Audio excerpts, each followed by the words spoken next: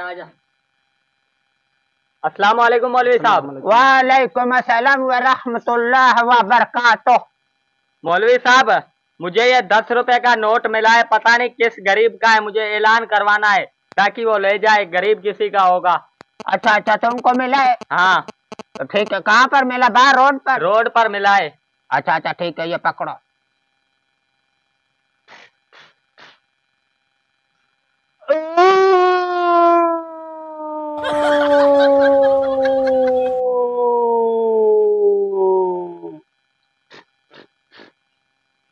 हजरात, एक जरूरी ऐलान सुने। दो लड़के मस्जिद में आए हुए जिनको 10 रुपए का नोट मिला। बरा करम जिसका है अपना ओरिजिनल शनाख्ती कार्ड लेकर बेफारम के साथ मस्जिद शरीफ में तशरीफ ले आए और साथ में 1000 रुपए का करारा नोट लेकर आए। अरे लेकिन ये 1000 रुपए किस चीज का? ऐलान करने का फीस है।